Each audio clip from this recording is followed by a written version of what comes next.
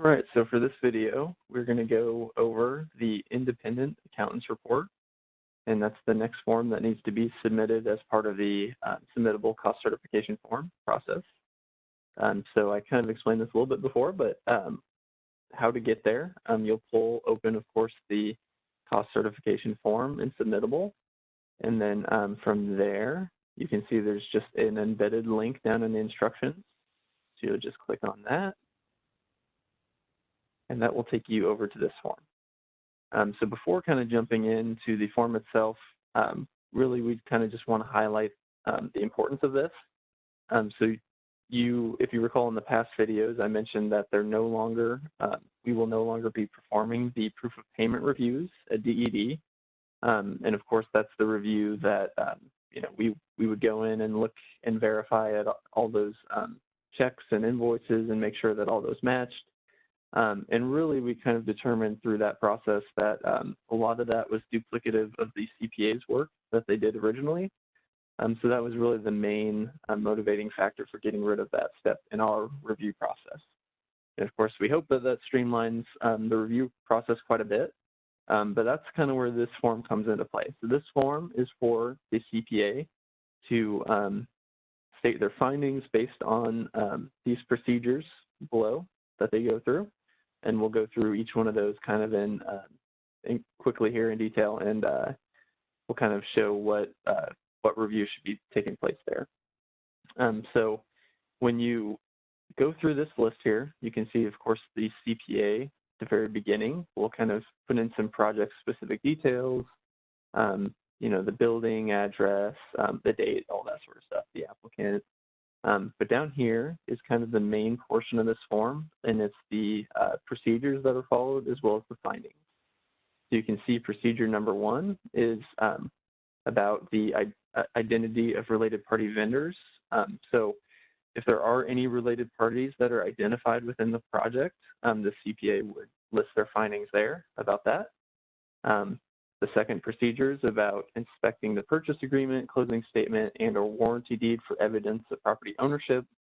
And of course, part of the program, guideline requirements is that the applicant is the owner of the property.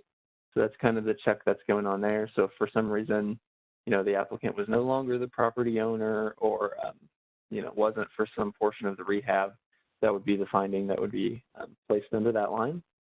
And then, as I mentioned, the proof of payment reviews that the CPA performs, that's kind of what this procedure is here, is agreeing all vendor names, amounts, dates, and descriptions of work performed in invoices.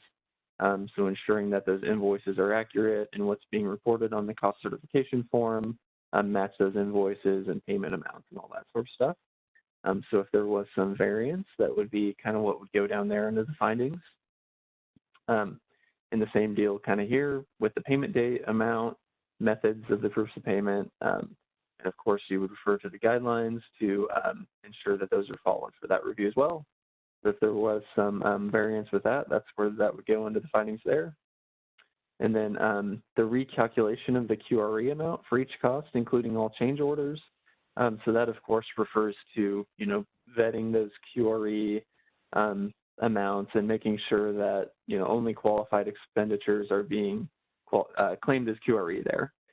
So going off kind of the descriptions on the invoices and making sure that those descriptions on the cost certification form are detailed and provide enough evidence to support the QRE determination for each line item.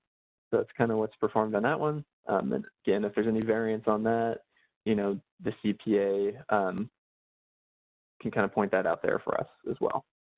And then, so the next point here, procedure 6, is recalculating the contractor overhead, general requirements, and profit eligibility as outlined in the guidelines. So it's important to kind of note here, the guidelines do establish caps for the general contractor soft cost fees. So that's what would be kind of the limiting factor here for those expenses. So that's where the recalculation would come into place here. So that's the finding that would go on this line. If there was, any profit amount or overhead amount that was being claimed over those cap amounts, that would be something to kind of put right there and note for us as well. And the same with the interest expenses, so construction loan interest. So really the key kind of here is to make sure that that construction interest is being claimed for, the specific time periods here, to make sure it occurs during the rehab period, and, to make sure that the applicant is the owner of the loan, that they took out the loan funding under the applicant's name, because otherwise, that'd be something to put down here in the findings section. And identify any issues with that. So really, again, on this one's kind of the, making sure it's during the rehab period, and that the construction loan where interest is being claimed is under the applicant's name. You can see, a similar thing here for procedure 8 with the insurance expenses. And really the important key here is that the only type of insurance allowed is builder's risk insurance. So it's really, the kind of step here would be ensuring that the insurance for the project was actually builder's risk, and then it falls under the, same time period dates here, just making sure it's in the rehab period. If there, were any variances to that one, you would just put that under the findings here. And then under 9, so the real estate tax expenses. So, really this one's more so timing based, just to make sure, the real estate taxes being claimed were incurred during the rehab period. So again, kind of refer to the guidelines for the timing on that of allowable expenses. And if there is any, variance on that, you would put that into the findings there. So the developer fee comparison for procedure 10, so that's making sure that the developer fee amount that's being claimed as QRE on the cost certification form matches the total in the developer fee agreement. So of course the agreement that gets submitted at the beginning of the project between the developer and the applicant. So just ensuring that those two amounts match. If there's any variance on that, you can list the amount of the variance down here as well for a reference. And so procedure 11 is recalculating the developer fee limit as outlined in the guidelines. So similar to the general contractor soft cost fees, the developer fee also has a cap, and that can be found in the guidelines. So if an amount was being claimed above that cap, that's where the variance could be noted here for that. And then procedure 12 is the substantial rehab test, as outlined in the guidelines. And of course, that's basically making sure that it passes the 50% basis test. So the qualified expenditures have to exceed 50% of the basis or essentially purchase price of the property. So that's, if it's noted that the project doesn't meet those rules, that'd be the place to kind of list that under the findings there.